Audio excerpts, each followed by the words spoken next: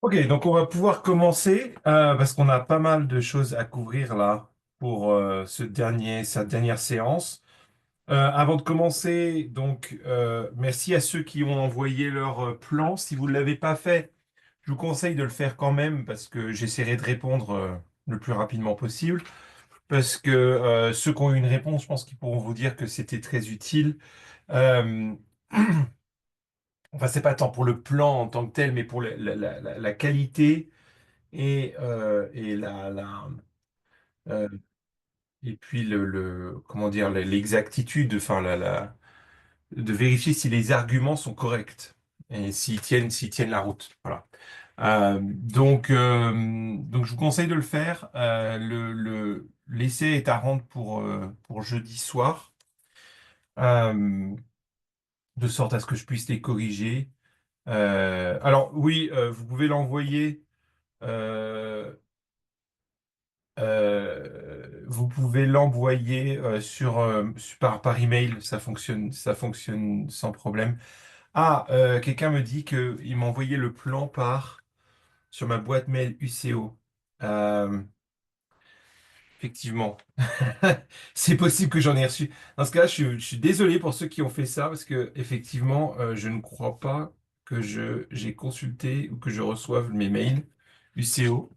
Euh, Parce que c'est vraiment le seul cours que j'enseigne et je regarde pas cette boîte mail. Mais effectivement, merci de me le dire. Dans ce cas-là, soit vous me le renvoyez sur la boîte mail que j'utilise d'habitude pour vous envoyer des mails, c'est-à-dire @regis.edu. Mais sinon, ce que je vais faire, c'est après ce cours, je vais aller vérifier ma boîte mail UCO pour voir. Et puis, dans ce cas, je vais répondre en priorité à cela. Si j'arrive à y accéder, parce que je sais pas trop. Normalement, ça devrait pas être un problème, mais voilà. Donc, mes excuses par avance. Si vous me l'avez envoyé déjà il y a plusieurs jours sur la boîte mail UCO, que je n'ai pas répondu. Euh, voilà. Euh, donc, ce que j'ai vu pour le moment, c'est pas mal du tout. C'est vraiment bien. Et je pense que vous allez voir que cet exercice permet d'ancrer différemment les concepts, d'accord? Autant pour la première partie, il s'agissait pas de trop de concepts à articuler, mais plutôt comment dire, d'une technologie à maîtriser, celle des automates et des machines de Turing. Donc pour ça, les devoirs sous forme de programme étaient plutôt adaptés. Autant sur cette deuxième partie, il s'agit vraiment de pouvoir articuler correctement les concepts. Et tout comme pour la première partie, vous allez voir qu'il y a un décalage entre écouter le cours et dire oui, oui, je vois l'idée, j'ai compris, et mettre sur papier les idées. C'est vraiment deux choses différentes. Et quand on met sur papier, quand on essaye d'articuler, on se rend compte que on n'a pas si bien compris que ça et que c'est pas si facile que ça de restituer quelque chose dans ce domaine-là. Et pour ça, l'essai devrait aider et devrait vous permettre de vraiment arriver à un niveau de maîtrise et de compréhension qui est supérieur à celui que vous auriez eu par simplement en écoutant le cours et en faisant l'examen. Euh, ok, donc on passe à la suite. Si vous avez des questions par rapport à ça, je préfère qu'on voit ça par email. Mais voilà, encore une fois, ceux qui m'ont envoyé sur la boîte UCO, j'irai regarder après le cours et je vous répondrai rapidement. Si vous voulez être sûr que je l'ai, envoyez-le moi sur la boîte @regis.edu. Alors, on va passer à la dernière partie. On a juste une séance pour le voir, mais c'est beaucoup plus, c'est plus simple, entre guillemets, dans un certain sens que ce qu'on a vu jusque-là. Euh, On pourrait dire peut-être plus pratique, encore que je me méfie, parce qu'on est vraiment sur la théorie de la complexité. Alors, je vais utiliser le tableau blanc et redessiner nos cercles concentriques euh, qui sont ma spécialité, comme vous l'avez remarqué. Donc, on a les langages Turing Recognizable.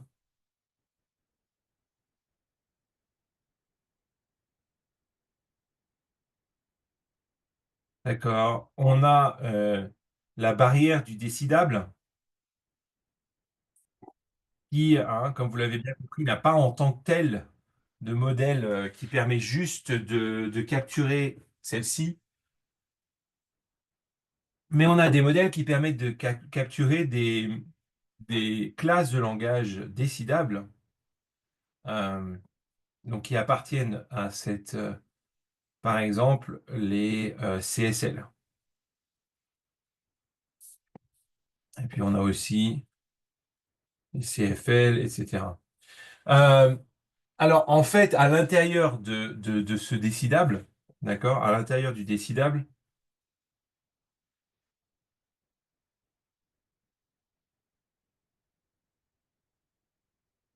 on a énormément de langages, d'accord? Et on a des classes de langage elles-mêmes infinies.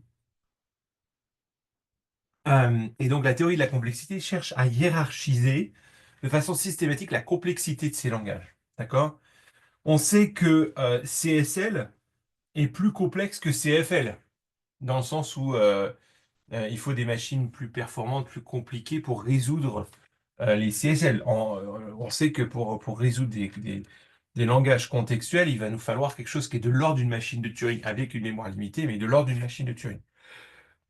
Pour les CFL, on n'a pas besoin d'une machine de Turing. Alors comment est-ce qu'on peut séparer de façon systématique, non pas par type de machine comme on l'a fait là, mais vraiment par niveau de complexité? Comment est-ce qu'on peut systématiquement, et notre référence, ça va être la machine de Turing. Maintenant, on a vraiment choisi comme modèle de base, d'accord? Ça va pas être le PDA, ça va pas être l'automate à état fini, ça va être la machine de Turing, d'accord? Turing machine. OK.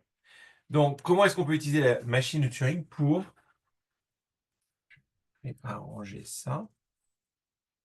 Pour parler de complexité. Alors, donc justement, maintenant, on va utiliser uniquement le modèle de la machine de Turing et il va nous aider à définir plus concrètement des choses que vous avez peut-être déjà vues. Donc, je suppose que vous connaissez déjà la notation O de n, O log n, etc. C'est quelque chose que vous avez vu, les ordres de complexité ou pas? En algorithme, dans des cours en informatique? Ou étudier la complexité, par exemple, de l'algorithme de tri ou des choses comme ça?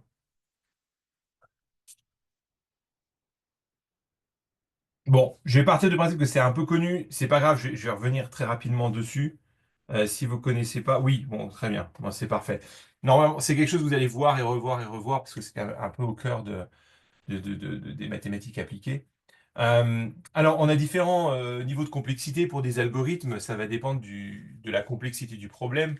Le problème de trier un tableau, par exemple, on sait qu'on peut le faire, je crois, si je ne me trompe pas, en n log n. D'accord? Des algorithmes un petit peu moins performants vont le faire en n carré. Mais on a comme ça une espèce d'échelle croissante de complexité. D'accord? Généralement, quand on arrive sur O de n, en gros, hein, c'est traverser un tableau. Enfin, c'est traverser, pardon, une liste. D'accord? O de n carré, ça va être par exemple traverser un tableau. Vous allez avoir une boucle dans une boucle. D'accord? Et au n cube, vous allez avoir trois boucles while ou for loop, trois boucles qui sont incrustées les unes dans les autres, d'accord? Trois niveaux, etc. Alors on peut imaginer comme ça jusqu'à un certain nombre de boucles K, d'accord? Pour des problèmes très complexes, on peut avoir ça. On appelle ce genre de complexité, donc là on appelle ça une complexité logarithmique. Ça c'est une complexité linéaire. Et ça, c'est une complexité qu'on appelle polynomiale. Alors, en fait, on peut tous les mettre sous le polynomial, puisque, en fait, même O de n, dans un sens, c'est aussi polynomial, hein, d'accord? C'est comme nos cercles concentriques, d'accord? Ce qui est logarithmique est linéaire, ce qui est linéaire est aussi polynomial. Ok. Le polynomial, c'est un peu le maximum qu'on puisse faire sans avoir recours à une espèce de programmation dynamique, si vous voulez. Parce que jusqu'à O n k, vous pouvez simplement programmer dans un langage type Java les boucles. D'accord? Donc, vous avez besoin de 5 boucles imbriquées. Vous allez avoir un problème en O n puissance 5. Euh, il y a un passage qui se fait là à un niveau supplémentaire qui, on va considérer d'un point de vue théorique, est un passage qualitatif, d'accord? Pas simplement quantitatif. Et jusque-là, c'est combien de boucles vous avez qui sont imbriquées les unes dans les autres. Euh, quel est le passage là? Qu'est-ce que je mets au-dessus de ONK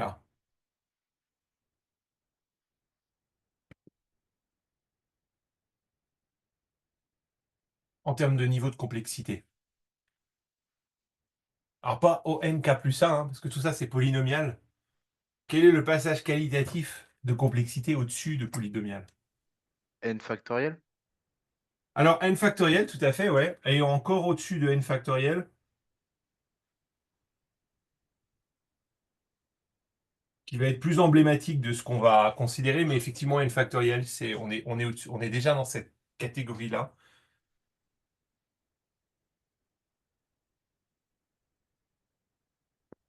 Et au-dessus de n factoriel,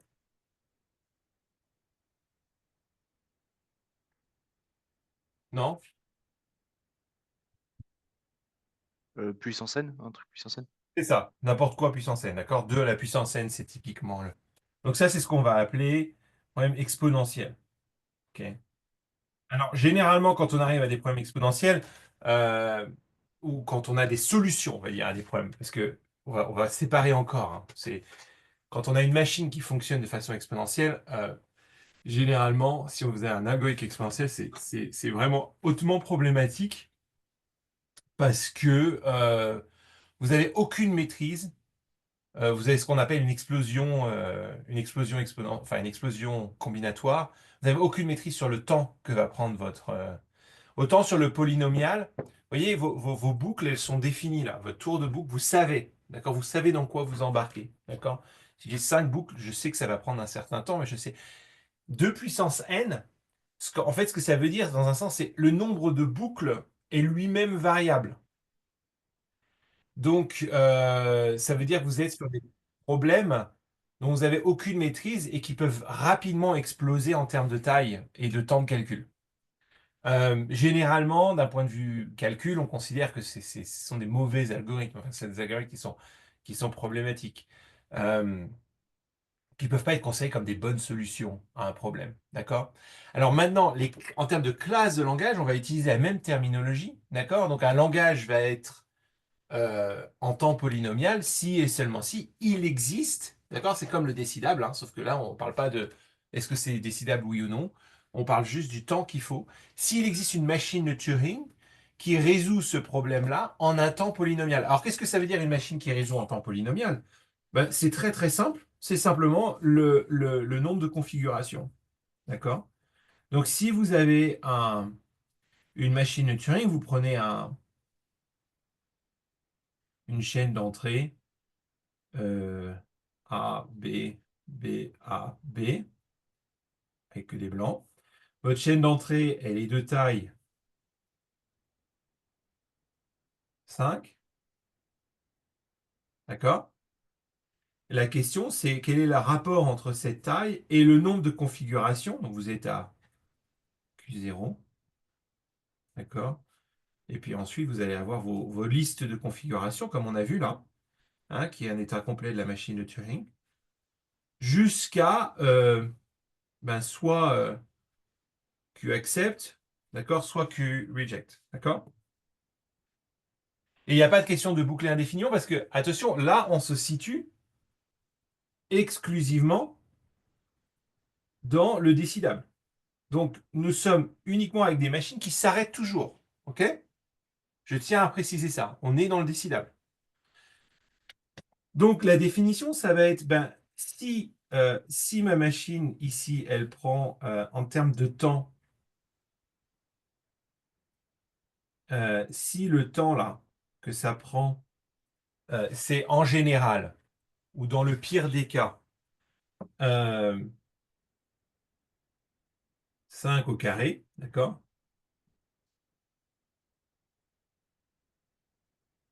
Eh bien donc on a un problème qui est, alors s'il existe une machine qui permet de faire ça, alors le langage qui correspond, qui est reconnu par cette machine, il est dans O de n carré. OK. Euh, Maintenant, peut-être qu'il existe une machine, on va trouver, qui peut résoudre le problème de façon linéaire. Dans ce cas-là, ce sera dans O de n carré, mais aussi dans O de n. Donc, on restreint. D'accord? Alors, c'est pour ça qu'on a bien, effectivement, cette hiérarchie d'ensemble là, on voit là, qui correspond à différents niveaux de complexité. OK. Donc je pense que là, il y a des choses que vous connaissez déjà. Maintenant, pour nous, la frontière, elle va vraiment être là. Qu'est-ce qui sépare le polynomial de l'exponentiel? Alors, ce qu'on va étudier là, entre polynomial et exponentiel, on pourrait l'étudier aussi à d'autres niveaux plus bas. C'est un peu emblématique du principe. Mais ce niveau-là, il est particulièrement intéressant parce que le polynomial, on considère que ce sont des problèmes qui peuvent être résolus dans un temps raisonnable. D'accord? Le polynomial, on l'associe au raisonnable. On associe ça à la limite du raisonnable, si vous voulez. Ici, je pourrais appeler ça limite du raisonnable. Alors, il y a des arguments mathématiques hein, pour appeler ça du raisonnable. Je ne vais pas rentrer dans les détails ici, mais je pense que ce qu'on va voir va aider à comprendre ça.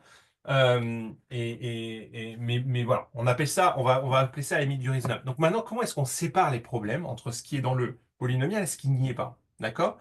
Well, une façon très simple de séparer les problèmes, c'est simplement de dire, bah, on a trouvé un algorithme polynomial pour tel problème. D'accord? Donc, on va donner une définition rigoureuse à ces problèmes. On va pas les appeler poly comme j'ai mis là, mais le terme technique, c'est P time ou P. D'accord? P, c'est l'union de tous les problèmes qui peuvent être résolus en O n puissance k. D'accord? Pour k entier naturel. Alors, on peut aussi l'appeler P-time. On l'appelle P pour en plus court. D'accord? Donc, quand on parle de temps, on ne met pas toujours le suffixe time. Quand on parle d'espace, on va le voir après, on met toujours le suffixe. Alors, donc on a cet espace de problèmes dans P, d'accord, qui peuvent être résolus en un temps polynomial par une machine de Turing, d'accord, dans un temps polynomial, par une machine de Turing déterministe. Je ne dis pas déterministe parce que nos machines de Turing, elles sont toujours, ici, on a toujours considéré que Turing Machine égale Turing Machine déterministe. La machine de Turing déterministe, on part pas du principe que nos machines de Turing, elles peuvent, c'est un peu différent des PDA et des automates à état fini où on partait du principe que par défaut, c'était non déterministe. Avec la machine de Turing, je ne sais pas si vous l'avez vu, mais depuis le début, à chaque fois qu'on parle d'une machine de Turing, on part toujours du principe qu'on a un schéma déterministe. Maintenant, on a vu qu'une machine non déterministe, elle n'augmentait pas la puissance de calcul, parce que tout ce qui peut être résolu par une machine non déterministe peut être aussi résolu par une machine déterministe. Je ne sais pas si je vous avais montré la preuve pour vérifier que c'est vrai, mais en gros, euh, euh, pour euh, votre machine, je vous le fais rapidement parce que ça peut éclairer ce qu'on va voir maintenant. Votre machine de Turing non déterministe, en fait, elle va avoir des moments où il va y avoir des branchements, d'accord, de configuration. Euh, alors, c'est pas forcément symétrique, hein. Et des branchements de configuration.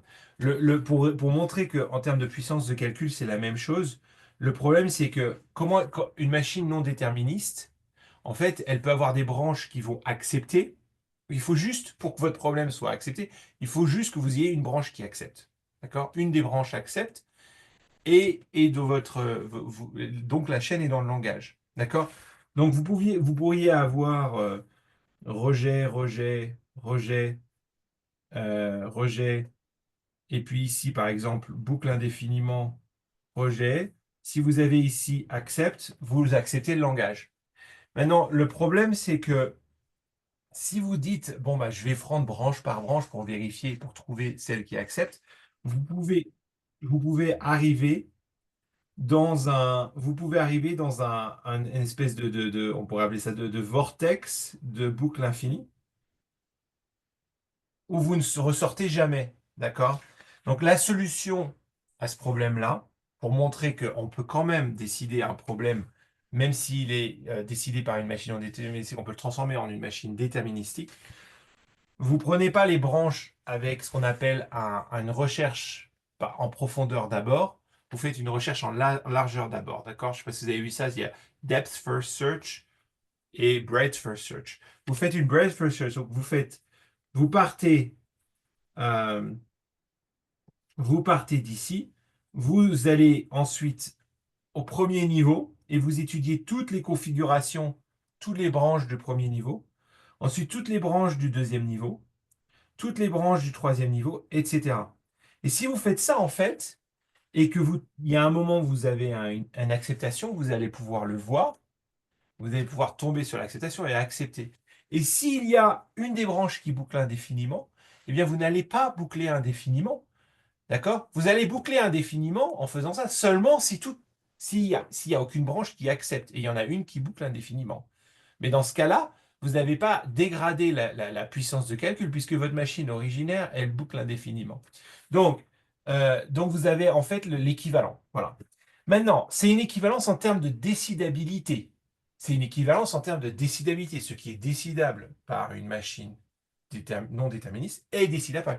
Ce n'est pas une équivalence en termes de complexité temporelle. C'est-à-dire que ce qui prend là seulement une, deux, trois, quatre étapes à résoudre, d'accord, avec ce système de parallèle, d'accord?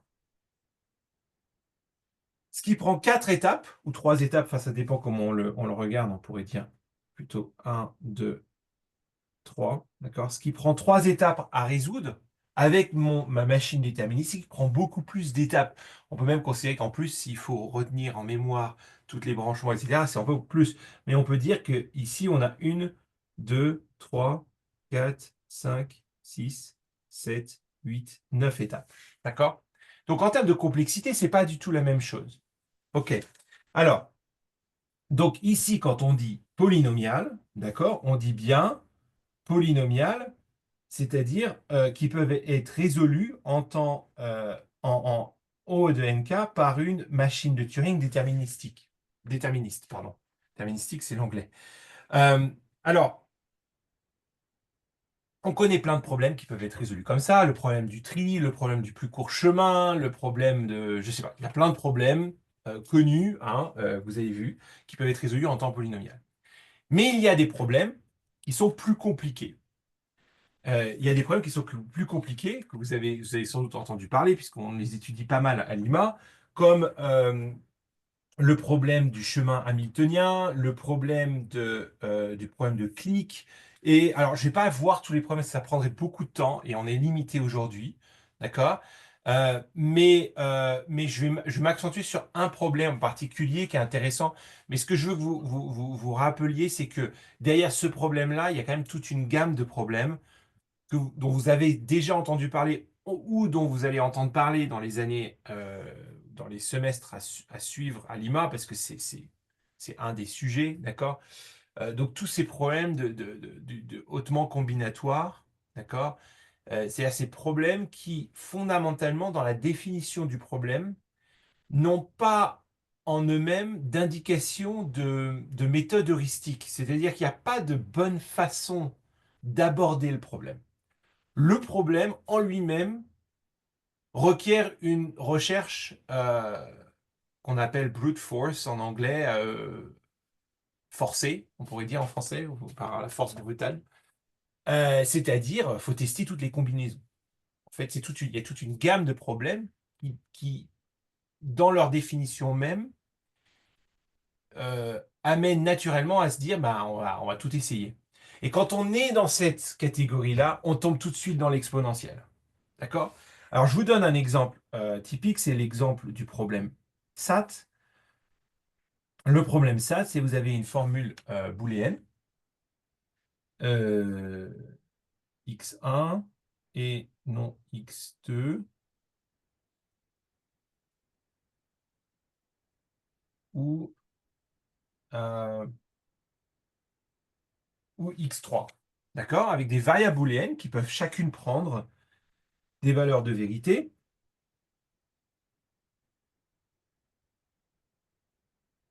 D'accord? Donc, euh,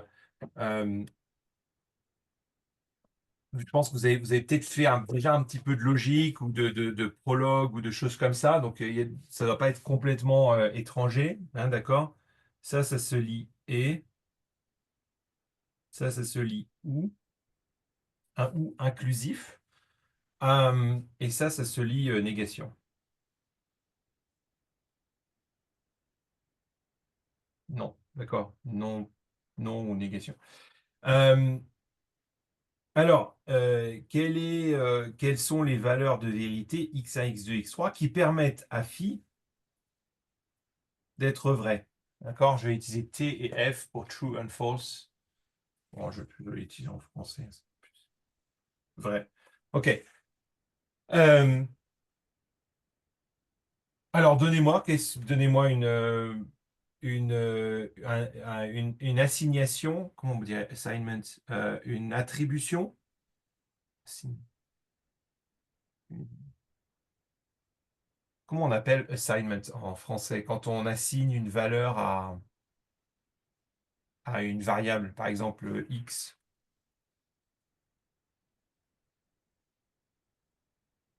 on appelle ça je sais pas, si vous avez le mot, ça m'intéresse. Je sais pas si c'est assignation, en anglais c'est assignment. En français, c'est pas attribution, assignation, ou c'est différent de la déclaration. Ça, c'est une déclaration. Mais là, j'ai plus le terme technique. Mais bon, si vous me le retrouvez, n'hésitez pas à me le donner. Euh, donc, mais peu importe. Quelle est donc l'assignation de valeur pour x1, x2, x3 qui permettent de rendre phi vrai? Il y en a plusieurs, hein. X1 faux, X2 faux, X3 vrai. D'accord? Donc x3 vrai.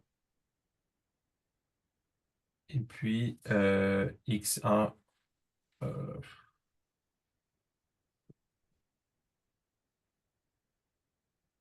faux, faux, vrai. Donc effectivement, si x1 et x2 sont faux, d'accord?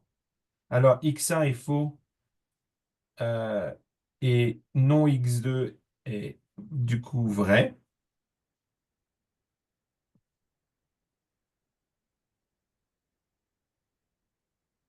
OK. Et x3 est vrai. Donc ça fait que cette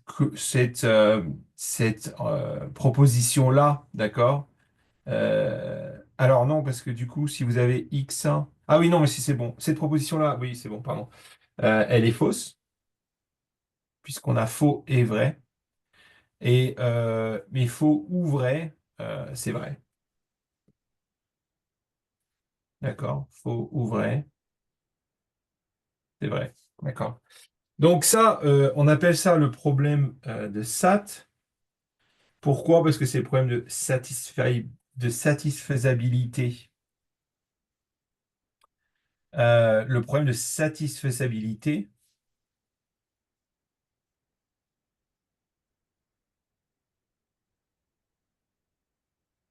satisfaisable, satisfiable en français, satisfaisable.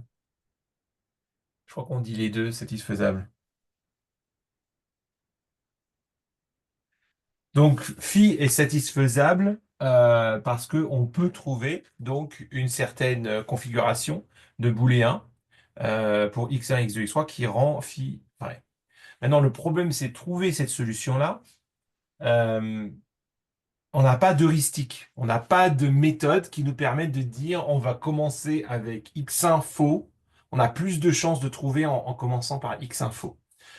Alors, sur un petit problème comme ça, vous le trouvez immédiatement, parce que vous avez un cerveau humain qui vous permet de faire des rapprochements très très vite. La machine, qu'est-ce qu'elle va faire? Si vous devez construire un algorithme, et d'ailleurs c'est l'objet du dernier devoir, qui est pas très compliqué d'ailleurs, hein, c'est juste de faire ça justement. Si vous devez construire un algorithme pour résoudre ce problème-là, comment vous faites?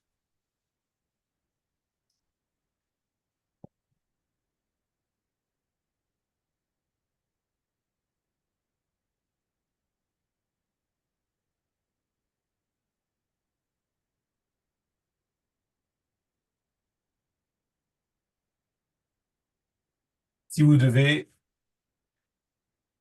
trouver une, euh, une assignation de valeur de vérité pour x1, x2, x3 qui satisfait phi.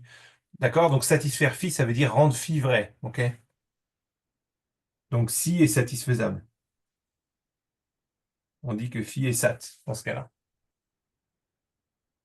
Comment vous faites? La façon la plus simple de procéder, c'est quoi?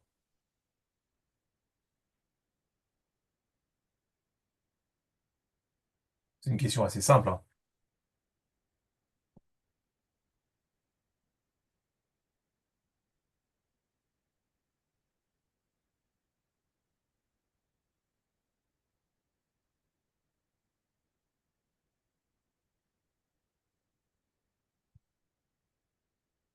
On va tester toutes les combinaisons possibles. Ouais, voilà, tout simplement, tester toutes les combinaisons possibles. C'est très simple. Vrai, vrai, vrai, vrai, vrai, faux, vrai, faux, vrai, vrai, faux, faux. Il y en a combien des combinaisons possibles,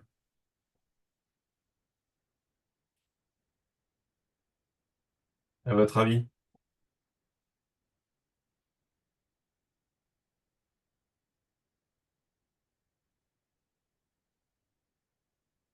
Il y en a 8. Pourquoi il y en a 8?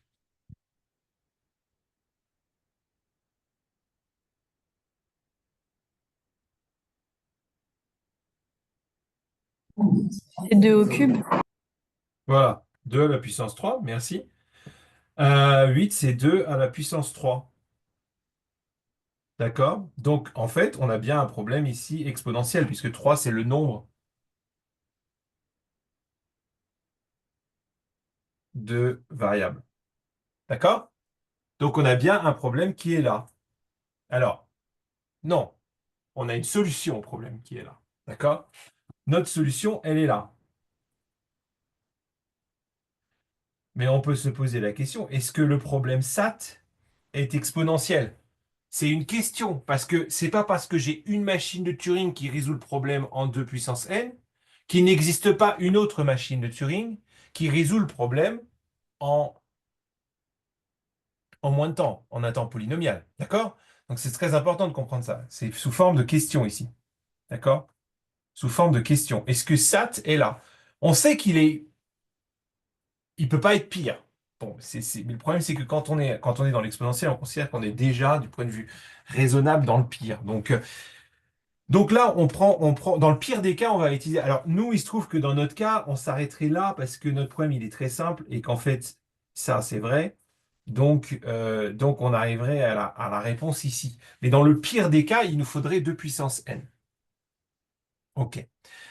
Pour le moment, on n'a pas d'algorithme qui nous permet de faire mieux que ça. Alors, le problème, c'est comment classifier ce problème. D'accord? Parce que il existe des problèmes exponentiels qui sont beaucoup plus compliqués que celui-ci. Et celui-ci, il y a quand même l'intuition que ce problème-là, il a une forme de simplicité que d'autres problèmes n'ont pas. Sa forme de simplicité, c'est que si vous prenez une solution, d'accord? Si vous prenez une solution, par exemple, j'en prends une qui fonctionne pas, donc ce serait faux, vrai, faux. Si vous prenez celle-ci,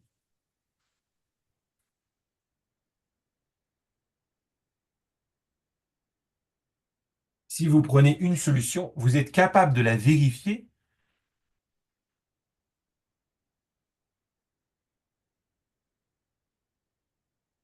dans un temps polynomial. vous êtes capable de la vérifier dans un temps polynomial. Vérifier une solution, c'est très simple. En fait, ici, ça se fait même dans un temps linéaire. D'accord? Dans ce cas-là, c'est même linéaire. Mais peu importe, parce que nous, on va juste penser polynomial et exponentiel pour le moment. Euh, donc, vérifier le problème, c'est facile. Alors, en fait, quand on dit que vérifier le problème, c'est facile, ça revient à quoi? Ça revient à dire, bah, si j'essaye de résoudre le problème, mais au lieu de le faire de façon déterministe, je le fais de façon non déterministe. Au lieu d'utiliser comme ça une série déterministe, comme je l'ai fait là, d'accord? Donc c'est vraiment, ici vous imaginez votre machine de Turing et vous imaginez presque ces trois, comment dire, ces trois valeurs ici correspondent vraiment à des cellules dans la machine de Turing, hein. Et ça, à chaque fois, vous avez des étapes. Alors, c'est peut-être un tout petit peu plus complexe que ça. Il faut rajouter des choses autour. Mais fondamentalement, ici, c'est chaque fois, c'est une étape de notre machine de Turing. Donc, c'est bien des étapes dans une machine de Turing. Maintenant, qu'est-ce qu'on fait quand on opère quand on fait ces variations sur vrai et faux? On fait un peu ce qu'on a fait ici avec mon zigzag là. En fait, on a transformé sous forme déterministe quelque chose qui était naturellement non déterministe. C'est-à-dire, on part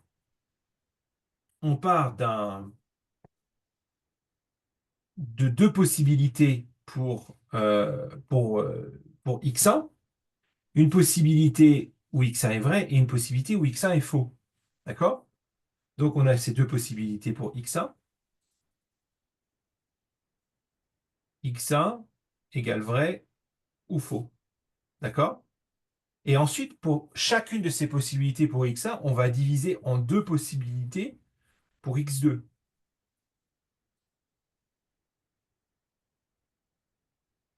Et pour chacune de ces possibilités-là, on va diviser en deux possibilités pour x3.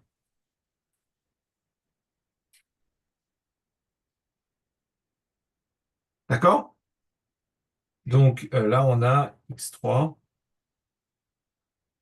vrai, faux, vrai, faux, vrai, faux, vrai, faux. D'accord? Donc on a naturellement une espèce de décomposition du problème. C'est un peu le principe d'un problème en 2 puissance n, hein. C'est un peu l'idée.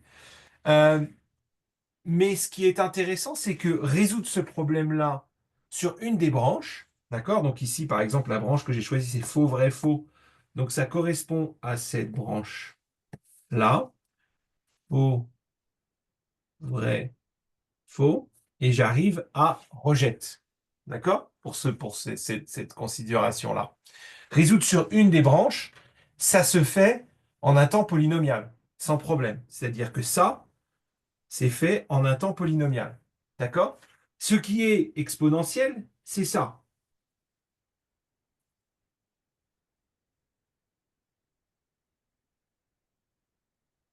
Ça, c'est exponentiel.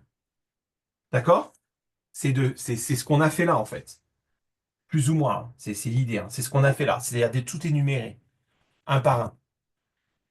En fait, on l'a pas fait comme ça, on l'a fait en faisant plutôt dans l'autre sens. Là, c'était pour reprendre l'idée de tout à l'heure, mais que vous fassiez depth first search ou breadth first search, vous arriverez à quelque chose d'exponentiel dans tous les cas, parce que vous aurez tout étudié. D'accord? Euh, donc, SAT est vérifiable en un temps polynomial. Donc, plutôt que de parler d'exponentiel, on va dire que SAT est vérifiable.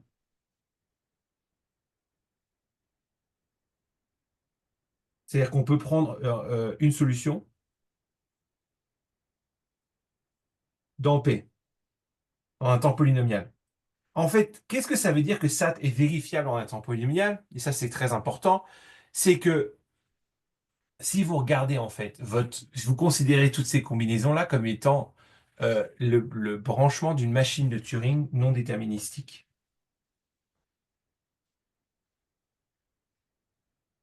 Vous considérez qu'en fait, ça, c'est une machine de Turing non déterministique qui branche à chaque fois. Vous avez résolu le problème en combien d'étapes? Un, 2. trois étapes. En trois étapes, vous avez résolu le problème. Par exemple, vrai, vrai, vrai, c'est bon. D'accord? En fait, tout ce qui a x3 vrai, ça fonctionne. D'accord? Donc, vous avez résolu le problème avec une machine non déterministique en temps polynomial. Donc, dire que, puisqu'il vous faut seulement trois étapes, en fait, avec une machine non déterministique, vous avez pu déployer le problème de SAT de telle sorte que, en un temps polynomial, vous avez déjà couvert toutes les solutions possibles. D'accord? Donc, dire que SAT est vérifiable dans P, ça revient à dire, c'est la même chose que dire que SAT est résolvable, pardon, décidément en français, euh, peut être résolvable euh, dans P par une machine de Turing non déterministique. D'accord? Alors ça, on appelle ça NP. D'accord? Dont vous avez déjà sans doute entendu parler. Donc il existe un autre ensemble qu'on appelle NP, N pour non déterministique. D'accord? C'est très important de comprendre que quand on dit qu'un problème est dans NP, donc on sait que SAT est dans NP. On sait que le problème du chemin, de tri, etc. est aussi dans NP. En fait, ce qu'on sait, c'est que tous les problèmes dans P,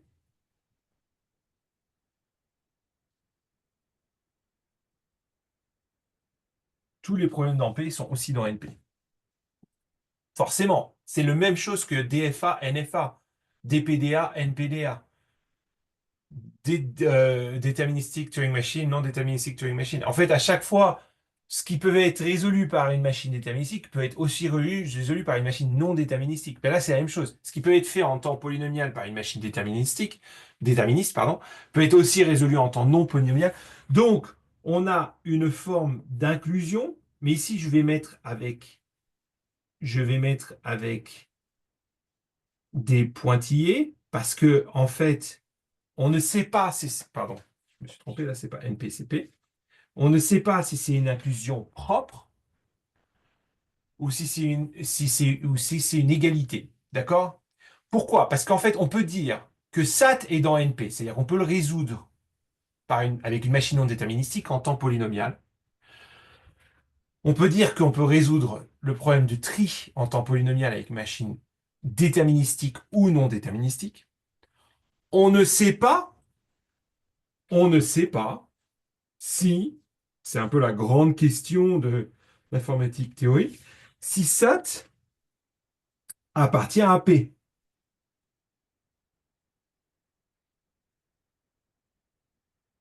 On ne sait pas. C'est-à-dire, jusque-là, on n'a pas trouvé. Mais on suppose que non, parce que vous voyez, quand on réfléchit au problème, bon là c'est sur un problème très simple, hein, mais si vous prenez un problème beaucoup plus complexe, euh,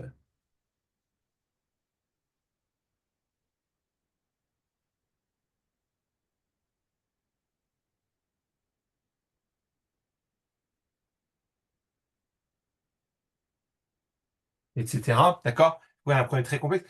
Pour le moment, on suppose qu'il n'y a pas de méthode qui nous permette de faire mieux que 2 puissance n. D'accord? Il faut tout essayer.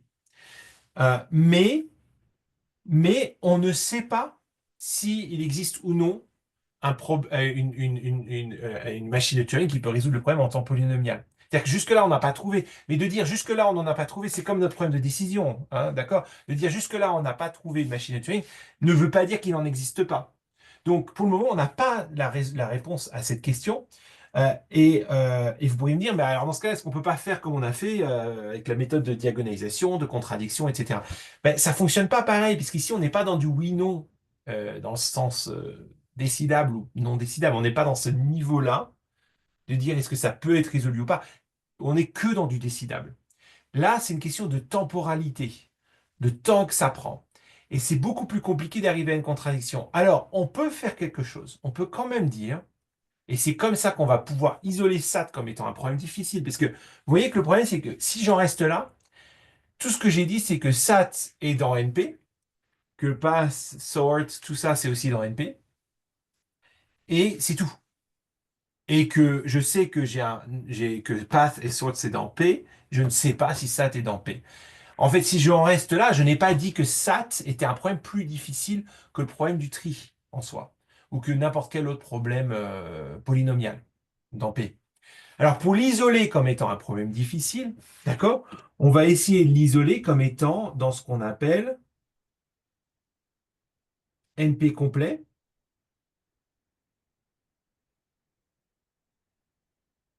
c'est-à-dire c'est une portion de NP qui rassemble des problèmes difficiles de NP. Comment est-ce qu'on peut montrer qu'ils sont difficiles? On va utiliser quelque chose qui est un peu de l'ordre de la preuve par contradiction, sauf qu'on ne va pas arriver à une contradiction. Euh, on va arriver à une conclusion, mais qui nous indique que le problème est plus difficile. On va dire, ben, si SAT est dans P, on va supposer, d'accord, H0, SAT est un problème polynomial. Eh bien, on va réussir à montrer que si SAT est dans P, on peut déduire que P égale NP. C'est-à-dire que si SAT peut être résolu en temps polynomial, tout peut être résolu en temps polynomial en NP. Tous les problèmes de NP sont faciles. C'est-à-dire que tous les problèmes qui peuvent être résolus par une machine non déterministe en temps polynomial peuvent aussi être résolus par une machine déterministe en temps polynomial. Et ça, vous voyez bien que intuitivement, ça bloque. Mais on n'arrive pas à une contradiction, si vous voulez, mais on arrive à une conclusion tellement forte, tellement radicale, qu'on peut déduire, eh bien, il y a ces problèmes-là, d'accord? Il y a cet ensemble de problèmes qui sont tels que, euh, on va les appeler, on va dire B, donc on va dire les problèmes qui sont tels que B est dans NP, et que pour tout A dans NP, A est ce qu'on appelle polynomialement réductible à B. D'accord?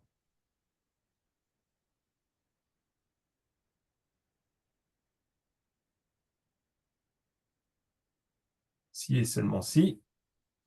Voilà, ça, c'est la définition de NP complet. Alors, cette expression-là, ici, on n'a pas vu, consiste à dire que je peux réduire le problème. On l'a vu un petit peu avec le problème, le halting problem. On a opéré une réduction. C'est-à-dire qu'on a dit le problème de l'arrêt d'une machine de Turing peut être réductible au problème ATM. Euh, euh, En fait, c'est l'inverse. C'est ATM qui est réductible au problème de machine de Turing parce qu'on peut construire une machine à partir de l'autre. C'est-à-dire, si on a résolu l'un, on a résolu l'autre. La réduction polynomiale consiste à dire il existe, et je ne vais pas m'attarder trop dessus parce qu'on n'a pas le temps, mais quand on dit que A est réductible polynomialement en temps polynomial à B, ça veut dire que entre résoudre le problème dans A,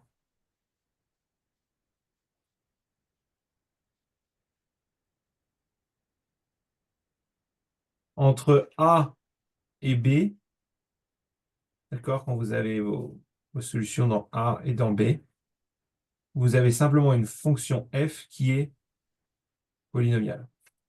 C'est-à-dire qu'avec un temps polynomial, vous pouvez transformer n'importe quelle solution de A en une solution de B. Donc, c'est-à-dire qu'il y a une correspondance entre les deux. Et si vous rajoutez un temps polynomial à un problème polynomial, vous restez dans le polynomial. Parce que polynomial fois polynomial, c'est polynomial. D'accord? Donc, donc c'est ça la signification de A réductible en temps polynomial à B. Euh, Pourquoi est-ce que SAT... Donc ce qu'on dit, c'est qu'en fait, fondamentalement, SAT est dans NP complet, ça veut dire que tous les problèmes de NP peuvent être réduits à un problème de SAT en temps polynomial. En fait, SAT, si vous voulez, dans sa définition même, vous avez dans SAT en puissance une capacité de calcul phénoménale. Euh, Parce que vous avez des booléens, des 0 et des 1, d'accord? Alors, comme dans comme notre alphabet hein, de base. que vous pouvez tourner dans un sens ou dans l'autre pour résoudre certains problèmes. Et en fait, comment dire ça? Le problème d'une machine de Turing peut être transformé, le problème de la définition d'une machine de Turing avec la notion de transition, etc. Vous pouvez le transformer en une série de 0 et des 1. Si vous avez des 0 et des 1 avec, euh, dans votre langage, vous avez en plus, ça c'est dans votre langage, vous avez en plus le OU et le ET.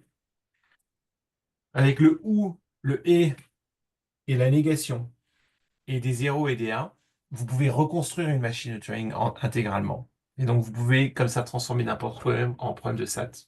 C'est l'idée du, la preuve du théorème de Cook-Levin qui dit que le théorème de Cook-Levin qui dit que SAT est NP complet, qui montre que SAT est NP complet. Donc on a une définition de NP complet, puis après on va montrer qu'il en existe un qui est comme ça. Et à partir de celui-là, donc c'est un peu le problème emblématique, à partir de celui-là, on peut reconstruire plein d'autres problèmes. Le problème de clique, le problème hamiltonien. On peut montrer que tous ces problèmes-là peuvent être, que SAT peut être réduit à tous ces problèmes-là. Et donc on peut montrer qu'il existe toute une gamme de problèmes qu'on peut appeler NP complet, qui sont des problèmes difficiles, qu'on peut considérer comme étant difficiles, parce que, en gros, la seule définition qu'on a, on ne peut pas dire que ces problèmes-là, encore une fois, ces problèmes-là, on n'a pas la preuve qu'ils ne sont pas dans P. On n'a pas la preuve qu'ils ne sont pas dans P. D'accord? Ça reste une question. Mais on peut dire que s'ils sont dans P, alors P égale NP. C'est la conclusion même de ça. C'est-à-dire que s'ils sont dans P, tous les problèmes dans NP peuvent être réduits à eux. Et donc, s'ils sont dans P, tous les problèmes peuvent être réduits à un problème polynomial, et donc tous les problèmes sont polynomiaux. Je ne sais pas si ça tient la route, mais voilà, c'est la définition de NP complet, et donc de comment dire, une façon de définir la difficulté sans avoir à prouver que, il existe bien des problèmes que ces problèmes-là sont pas dans P. D'accord? Donc ça reste une question ouverte, d'accord? Du coup. Est-ce que P égale NP?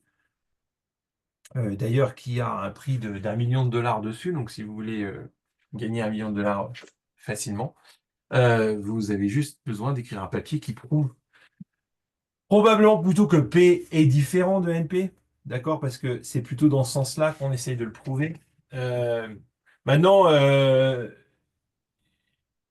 vu la nature du problème, il semblerait que, à mon sens, il y ait plus de chances qu'on prouve un jour qu'on peut pas prouver on peut pas prouver ce résultat. Alors, ça ne veut pas dire qu'il n'y a pas de vérité derrière. C'est toujours ça qui est intéressant quand même en mathématiques. C'est-à-dire que euh, tout le monde pense que P est différent de NP. C'est-à-dire qu'il n'y a pas d'algorithme polynomial qui permet de résoudre SAT. D'accord? Enfin, tout le monde pense. À mon avis, le consensus est autour de ça.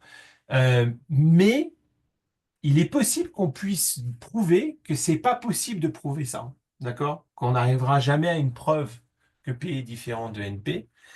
Euh, mais voilà. Mais on a cette définition de NP complet qui nous permet d'isoler ces problèmes difficiles. Alors, maintenant, au-dessus, on a toute une gamme. Donc, il faut faire très attention quand on écrit les choses comme ça, hein, parce que ces cercles concentriques,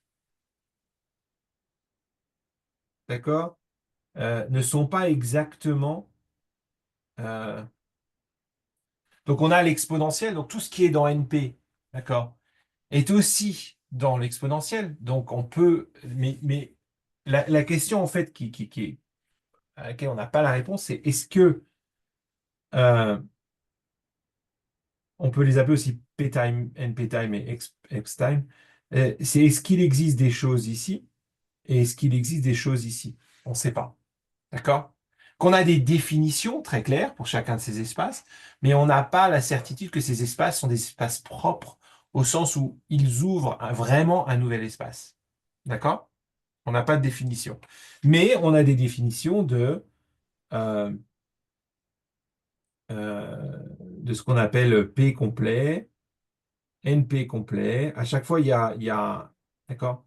NP complet est particulièrement intéressant parce qu'il définit une classe de problème qui est juste à la frontière entre le raisonnable et le non raisonnable. D'accord? Là, c'est pas NP complet, c'est exp complet. D'accord? À chaque fois, il y a un ex complet.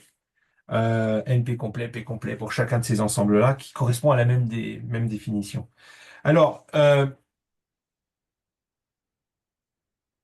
il me reste un peu de temps pour aborder la question de la complexité spatiale. Donc ça, c'est pour la complexité temporelle. Donc on a cette inclusion, et encore une fois, ce schéma-là, il faut le prendre avec des pincettes parce que il peut ne pas être correct. D'accord? On pourrait très bien dire. Alors, on a la preuve que P est strictement inclus, d'accord, dans exp. Donc on sait euh, que ce schéma-là est correct. On sait que ça, c'est correct. C'est-à-dire qu'il existe des problèmes qui sont exponentiels et qui ne sont pas en temps polynomial. D'accord? Alors, c'est pas le problème de SAT, c'est d'autres problèmes, on va pas aborder ça ici. Mais on sait qu'il y a un espace entre ces deux problèmes. Mais on ne sait pas si l'espace, il est ici, ou il est ici, ou il est dans les deux. C'est deux possibilités, les trois possibilités. D'accord? Il peut y avoir un espace ici, il peut y avoir un espace ici, seulement, ou il peut y avoir un espace dans les deux. Il y a trois possibilités, on ne sait pas laquelle est vraie. Mais on sait que ça, c'est vrai, que P est strictement inclus dans l'ensemble des problèmes exponentiels. Euh,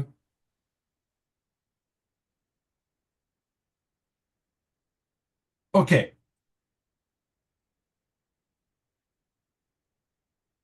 maintenant, pour ce qui est de la complexité spatiale. Alors, c'est très intéressant de réfléchir à la complexité spatiale parce que elle se comporte de façon très différente. Si vous raisonnez en termes de machine de Turing, d'accord, donc la complexité spatiale, c'est pas compliqué, c'est le nombre de cellules que vous utilisez dans votre machine de Turing. D'accord? Donc, la complexité temporelle, c'est le nombre d'étapes de configuration pour arriver à Q-accept ou Q-reject. La complexité spatiale, c'est le nombre de cellules. Alors, à votre avis, quelle est la complexité spatiale de SAT en regardant ce schéma-là?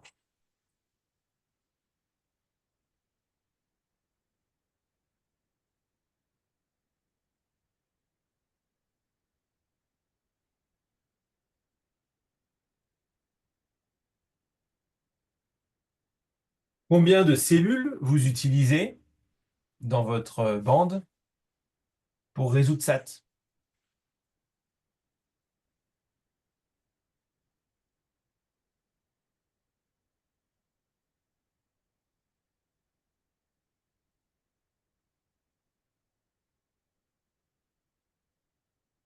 C'est pas très compliqué, hein, la réponse, elle est là, elle est sous vos yeux. Donc, on utilise 2 puissance n étapes, et on utilise combien de cellules en termes de taille?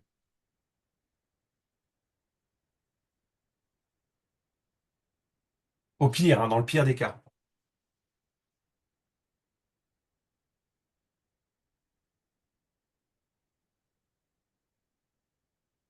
De combien d'espace vous avez besoin pour résoudre votre problème. Ça, vous pouvez imaginer que ça, c'est la bande d'une machine à Turing. J'ai donné la réponse, hein. Oui, N, très bien. Merci Mathilde qui a répondu dans le chat. Oui, tout à fait, N. Vous avez juste besoin de N là. D'accord? On peut dire à la limite N plus une constance. Une constante, d'accord? Si vous avez besoin d'autre chose pour traiter pour savoir où la valeur de phi, etc. Mais c'est de l'ordre de N. En termes d'espace, c'est de l'ordre de N.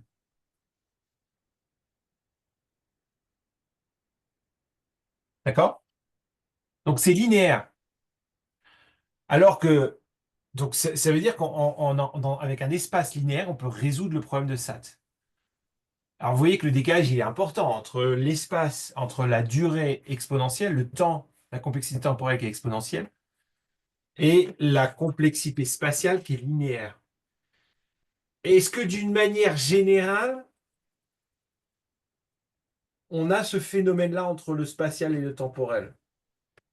Et pourquoi? Est-ce que vous pouvez essayer de répondre à cette question?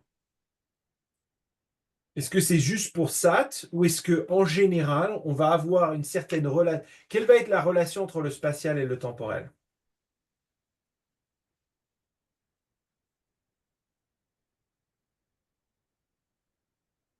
en termes de complexité?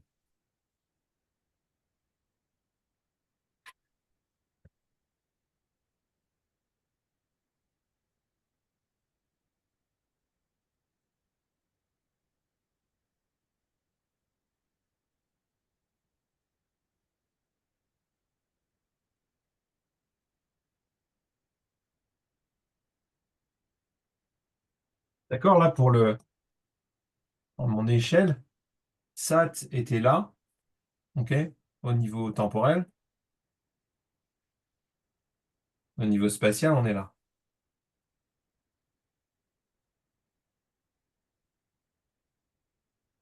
pour le même problème. Est-ce que c'est logique? Pourquoi?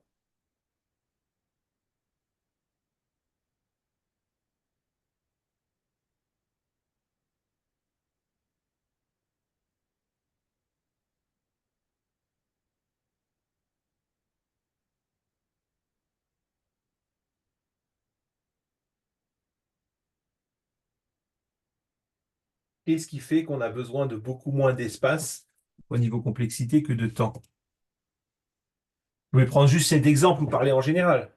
Et c'est une question super intéressante, hein. Ça vaut le coup de réfléchir. Et c'est pas si compliqué que ça.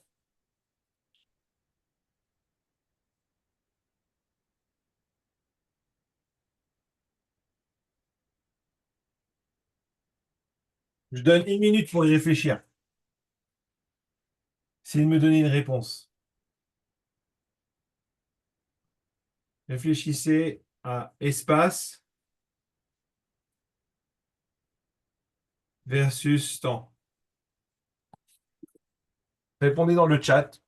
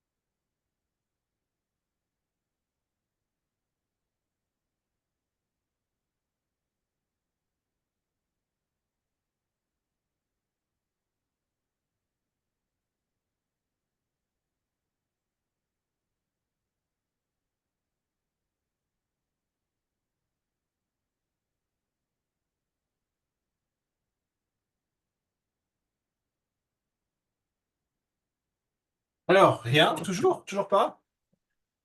Vous comprenez pas la question? Euh, ok. Ben, vous allez forcément prendre moins d'espace que de temps en général, en fait, parce que même si vous utilisez à chaque étape une cellule supplémentaire, d'accord?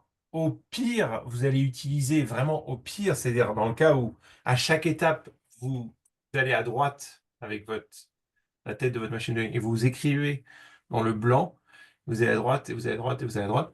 Au pire, vous allez utiliser exactement autant d'espace que de temps. Mais en général, c'est pas le cas. En général, on utilise beaucoup moins d'espace que de temps. Donc ce cas-là, en fait, est pas du tout surprenant. On ait un décalage entre l'espace et le temps ici. En fait, qu'est-ce qui fait que dans SAT, on utilise beaucoup moins d'espace que de temps? Vous avez votre machine de Turing là, avec vos cellules, d'accord? Vous utilisez certaines valeurs de vérité, certains symboles pour enregistrer l'état actuel de votre assignation de valeurs de vérité pour vos booléens. Vous en avez trois, donc vous utilisez trois cellules. Quand vous passez à l'étape suivante pour tester une autre valeur de vérité, est-ce que vous avez besoin de réutiliser une nouvelle cellule?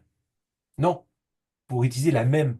D'accord? Vous réutilisez la même cellule. Simplement, vous transformez dans la même cellule votre V, vous l'effacez et vous le remplacez par un F.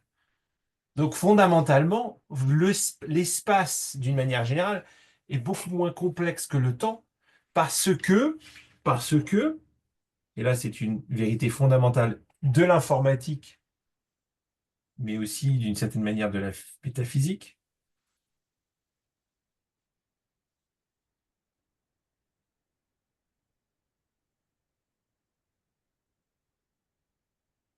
parce que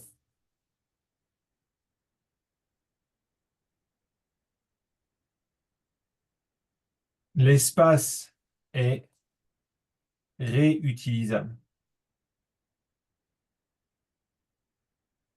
Le temps ne l'est pas. C'est pas juste une réflexion philosophique ici, ça a des conséquences directes sur le problème de la complexité en fait. C'est-à-dire que quand vous avez utilisé une étape de votre machine de Turing, vous avez utilisé une étape et vous ne pouvez pas réutiliser cette étape. C'est passé, d'accord? Alors que l'espace, chaque cellule de la machine de Turing peut être réutilisée pour tester autre chose, une autre idée, une autre hypothèse, une autre formule, une autre assignation, enfin une autre assignation de valeur de vérité, etc. Donc, cette idée fondamentale de la possibilité de réutilisation de l'espace et l'impossibilité de réutilisation du temps, elle est au cœur de cette différence fondamentale entre l'espace et le temps. D'accord? Donc, de la même manière que, excusez-moi ici, j'avais fait une petite erreur, c'est euh, bon, la définition, c'est time. Donc, time ONK, c'est la classe des machines de Turing pour lesquelles des langages pour lesquels il existe une machine de Turing qui peut résoudre le problème dans une complexité temporelle de ONK. D'accord? Donc, de même que ptime est défini comme ça, on a pspace,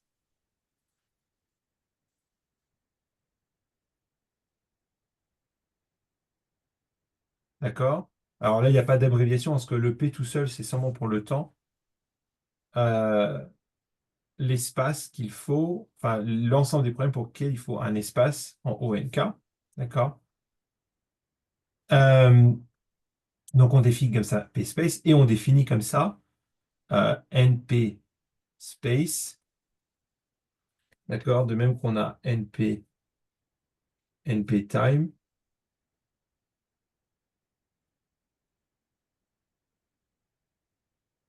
C'est n-time, c'est-à-dire par une machine de Turing non déterministique. D'accord? Et bien là, c'est la même chose. N-space, D'accord? Donc on utilise toujours le préfixe n hein, pour dire, pour spécifier non déterminé. Ici, quand on ne dit pas, c'est sous-entendu le préfixe d, en fait. Euh, eh ben, c'est intéressant de voir comment, d'accord, on peut définir comme ça aussi exp et nexp, etc. X-time, X-space.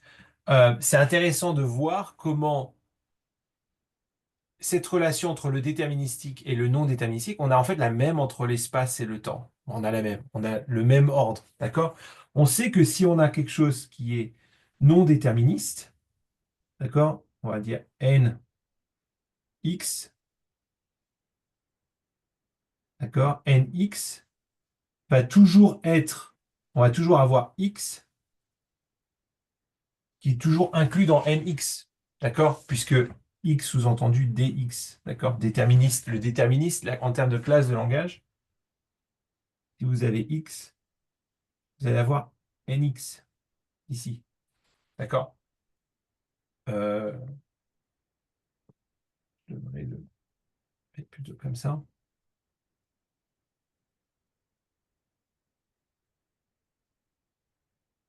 Voilà, nx. Euh, eh bien, c'est pareil par rapport à l'espace et le temps. C'est-à-dire que euh, si vous avez alors là, c'est l'inverse, on va dire, peu importe si c'est polynomial ou quoi que ce soit, x time va toujours être inclus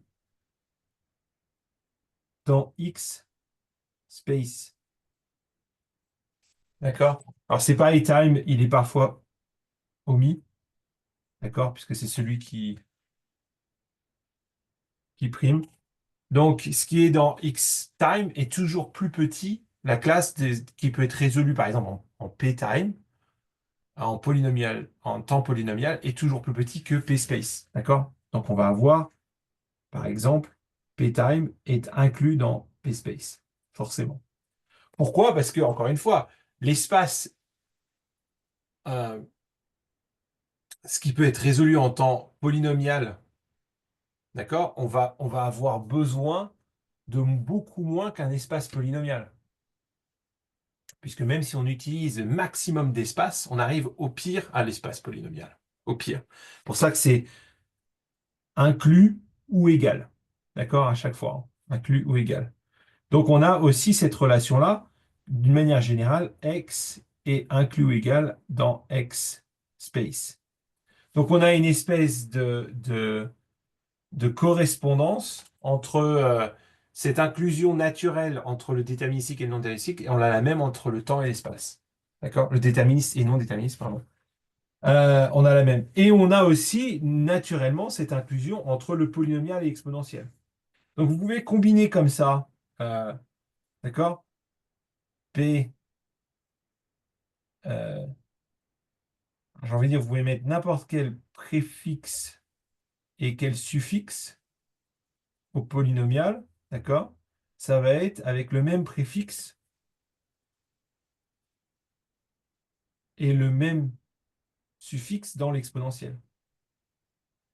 Donc vous pouvez comme ça combiner, d'accord? Alors si on combine comme ça, à quoi est-ce qu'on arrive? D'accord? À quoi est-ce qu'on arrive?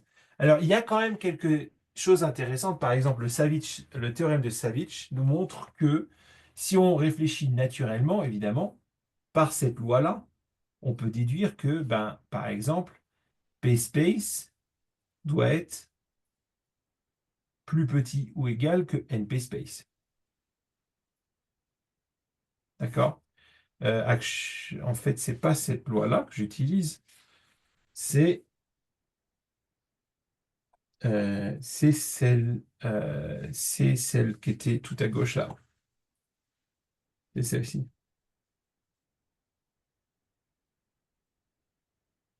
Voilà, c'est celle-ci que j'utilise.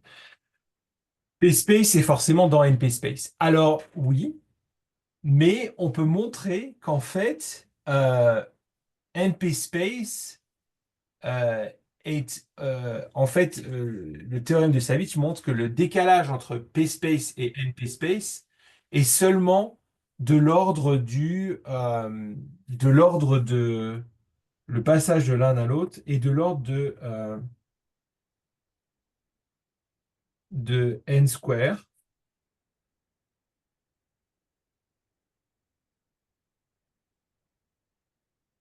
Et que donc, s'il suffit simplement de prendre quelque chose d'espace polynomial et de lui multiplier par n square, on reste dans le polynomial.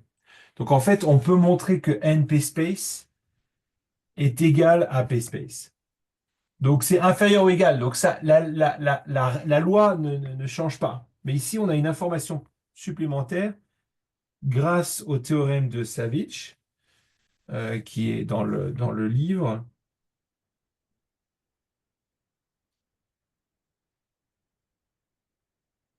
Je crois que ça s'écrit comme ça.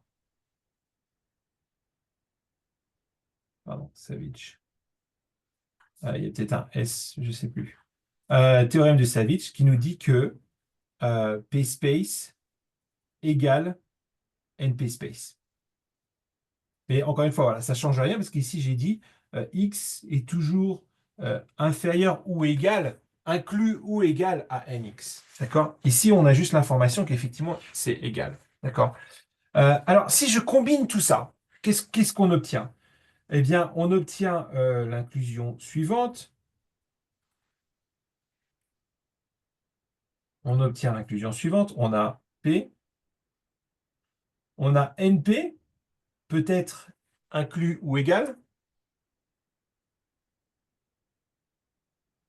On a P space qui est égal à NP space.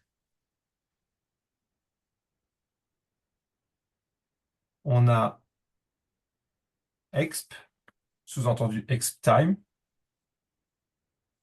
Et on a exp space, espace exponentiel. D'accord? Alors, pareil, on ne sait pas pour aucun de de ces espaces ici s'il y a effectivement un espace.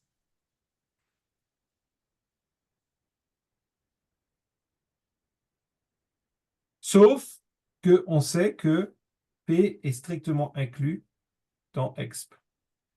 Ça, on le sait, on l'a dit tout à l'heure. D'accord? Donc, on sait qu'un de ces trois espaces-là, au moins un, est réel. Mais on ne sait pas lequel. D'accord? Euh,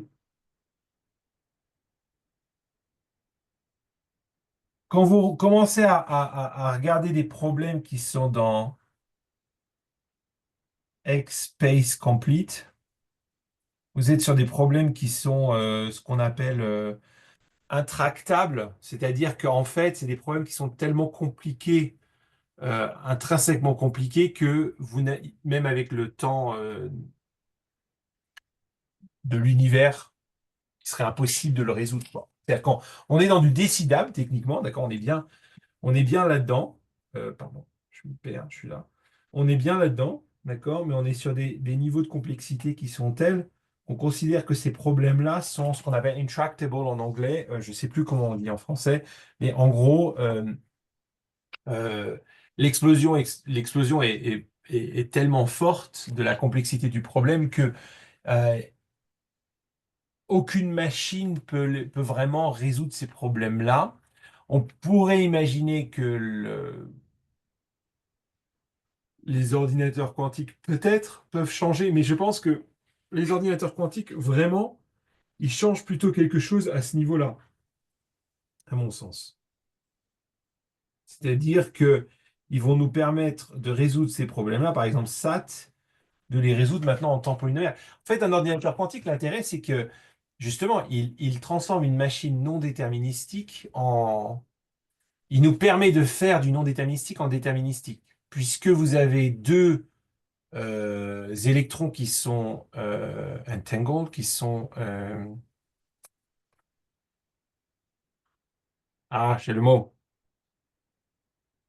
Intriqués, je pense, intriqués. Euh, et donc, euh, et donc, et que chaque électron peut à la fois, en même temps, avoir la valeur 0 et 1. en fait. Donc, c'est comme si vous aviez, en fait, la possibilité de concrètement créer ce schéma-là. C'est indéfiniment d'avoir une démultiplication des possibilités. Et donc, vous pourriez en fait effectivement résoudre en 3 étapes ce qui aurait normalement pris 8 étapes. Donc, vous pouvez transformer les problèmes de NP, vous pouvez les rendre polynomiales. Alors, ça ne va rien changer à la théorie mathématique derrière, parce qu'en fait, vous n'avez pas vraiment rendu problème polynomial. C'est juste que vous avez, en fait, ce qu'on peut éventuellement imaginer avec les ordinateurs quantiques, c'est qu'on a une concrétisation d'une machine de Turing non déterministe. D'accord? Ce qui est énorme. Parce qu'aujourd'hui, c'est impossible. Même si vous avez je sais pas, des Java threads, que vous multipliez il y a des limites en fait. Vous avez votre ordinateur, il peut faire un certain nombre d'opérations en parallèle, mais il ne peut pas démultiplier de façon indéterminée en parallèle. Là, on aurait cette possibilité-là. Donc ça peut changer quelque chose en termes de relation entre X et NX, si vous voulez. Mais ça ne va pas changer fondamentalement. Alors déjà, ça ne va pas changer la décidabilité. Ça, c'est très important. C'est-à-dire que cette frontière-là verte reste la même, même avec les ordinateurs quantiques, hein. Ça ne change rien au problème de la thèse de Church-Turing. Mais même ici, les problèmes X-Space sont pas forcément résolus. Enfin, ça va pas changer quelque chose avec la machine de Turing, avec, pardon, l'informatique quantique. Les problèmes dans X-Space Complete, en fait, ce sont des problèmes extrêmement compliqués. Par exemple, trouver une solution gagnante sur un jeu d'échecs de dimension n. C'est-à-dire que ce qui varie, c'est la taille de votre tableau d'échecs. Euh, trouver une configuration, de calculer toutes les configurations possibles, trouver une configuration gagnante d'échecs, par exemple. Voilà, ça, c'est des problèmes extrêmement complexes qu'on appelle intractable, j'ai plus le terme en français, euh, qui sont dans ces zones-là. Voilà, donc ça, c'est pour la théorie de la complexité. Je pense que j'ai survolé rapidement. Je sais que c'était beaucoup, beaucoup de choses. Euh, vraiment, concentrez-vous sur ce problème-là, SAT, parce que c'est celui-là qui est un peu emblématique et important pour ce qu'on essaye de montrer, et qui, à mon avis, peut aussi illustrer beaucoup d'autres choses que vous voyez à l'IMA sur cette question de complexité. Et je pense qu'on peut voir intuitivement. Et c'est ça la difficulté, hein, c'est que pour le moment, on a plutôt une définition intuitive, on n'a pas de définition formelle en dehors de cette notion de complétude, de NP complétude, mais on peut voir intuitivement que ce problème-là, fondamentalement, requiert une recherche euh, brutale des solutions. Et qu'il n'y a pas d'autre possibilité que de passer par toutes les solutions. Voilà. Et c'est ça qui est intéressant dans ces problèmes-là, c'est qu'ils ont cette propriété intrinsèque, mais on n'a pas encore en dehors de cette notion d'NP complétude, on n'a pas encore de définition formelle de cette propriété intrinsèque. Peut-être que ça viendra un jour. Mais voilà, vous voyez que c'est encore un champ ouvert, qu'il y a encore des questions. On ne sait pas si P égale NP. On ne sait pas quels sont les endroits ici où il y a des espaces et les endroits où c'est égal, à part pour PSpace et NPSpace, on a une preuve là.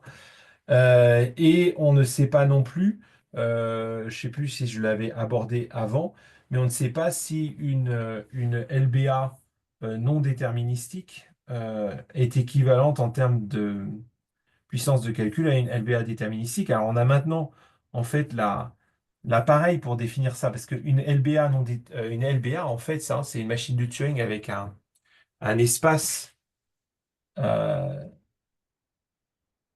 space, un espace linéaire, d'accord? Une linear bounded automaton.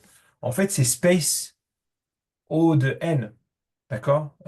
Et donc cet ensemble-là, space O de n, c'est la même chose que ce qu'on a appelé context sensitive language. Les langages contextuels, c'est la même chose. D'accord? C'est des langages qui peuvent être résolus dans un espace O de n par une machine.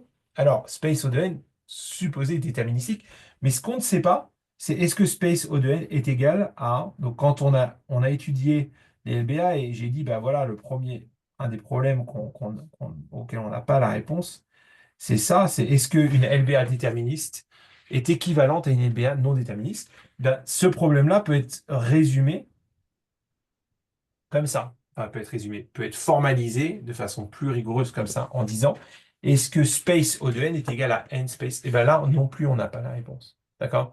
En fait, il y a beaucoup de points d'interrogation autour de ces ensembles de ces hiérarchies de complexité. Euh, donc, c'est encore un champ très ouvert. On arrive au bout. S'il y a des questions par rapport à ça, n'hésitez pas. Euh, Oui, monsieur. oui, allez-y. Alors, c'est pas forcément une question avec le cours d'aujourd'hui, mais c'est juste, est-ce que le dernier projet est à faire tout seul ou en groupe? Non, en groupe, oui, merci pour la question. En groupe, comme vous l'avez fait jusque-là. Euh, ce sera plus simple. Parce que je vous ai quand même donné beaucoup de projets, de devoirs à rendre, donc je préfère que vous les fassiez en groupe parce que ça évite que ça vous impose trop de travail. Donc je pense que c'est des travaux qui sont intéressants et qui peuvent vraiment vous apporter une compréhension supplémentaire. Mais si je demandais à faire tout ça tout seul, ou même un tout seul, je pense que ce serait objectivement trop vu la taille du cours, quoi. C'est déjà beaucoup. J'en ai conscience. Donc faites-le en groupe, ouais. Et merci. Et est-ce que le dernier contrôle, c'est Madame Nguyen qui fait les sujets ou c'est vous encore une fois? Ce sera moi qui ferai les sujets et qui Et note. du coup, est-ce que ça ressemble un peu au TD que qu'on fait avec Madame Nguyen ou c'est autre chose? Vous voulez dire l'examen final? Ouais, l'examen final, ouais. L'examen final, alors ce sera similaire à ce que vous avez eu pour l'interrogation de mi-parcours, d'accord, dans l'esprit. Beaucoup de questions à choix multiples, quelques questions où faut répondre. Là, le truc, c'est que ce sera plus accentué sur cette dernière partie. Donc, on va être moins sur des exercices. On va tout couvrir. Donc, vous aurez encore quelques questions sur les expressions régulières, les langages, les automates, etc. Donc, un peu dans le style de ce que vous avez eu sur l'interrogation écrite de mi-parcours. Mais je vais mettre plutôt l'accent sur cette deuxième partie. Donc, des questions sur qu'est-ce qu'un langage décidable, tout ça, quoi. On a beaucoup, beaucoup parlé de ça parce que c'est vraiment important. Euh, donc, sur la thèse de Church-Turing, sur, je sais pas, est-ce que ATM est un langage reconnaissable, des questions comme ça. Mais quand même pas mal choix multiples. Euh, mais voilà, il y aura un peu des deux. Il y aura des questions à choix multiples et puis quelques questions plus où il faut répondre, quoi, pour articuler les concepts. Ok. Ça va. Ouais. Ouais. Et Euh, est-ce que, je vous encore une dernière question et ce sera allez-y. bon normalement. Et est-ce que par hasard vous auriez peut-être un annal des années passées ou pour qu'on aurait une espèce je sais pas, de base sur laquelle s'appuyer pour réviser? Euh, non, mais normalement, si vous entre les cours et puis les TD, alors j'ai conscience que les TD, il y a plus de matériel sur les premières séances que sur la fin parce que c'est un peu plus compliqué de rédiger des TD sur cette dernière partie. Euh, Mais vraiment, c'est le cours, quoi. Votre base, le cours, le bouquin, les lectures du bouquin. Alors, pas tout, hein. Là, par exemple, je vous ai parlé du théorème de Savitch. Vous pouvez le regarder, mais je ne vais pas vous demander de le prouver parce qu'on ne l'a pas fait en cours. Et puis, on n'a pas eu le temps, et voilà. Et puis, pareil pour d'autres théorèmes. Euh, Là où on a passé du temps en cours, c'est là où vous devez passer du temps pour réviser d'une certaine manière. Enfin, à mon sens, si vous avez été au TD au cours et que vous avez suivi, ça va, hein. Je veux dire, je m'inquiéterai pas. Mais pour réviser, ouais, j'ai pas d'anal, non. Mais vous avez voilà, vous avez le bouquin, je vous donne tous les tableaux blancs, tous les enregistrements de tous les cours et tous les TD en plus. Normalement, avec tout ça, ça devrait aller. Et puis, l'examen sera avec documents, hein, donc vous pouvez venir avec vos notes et tout ça.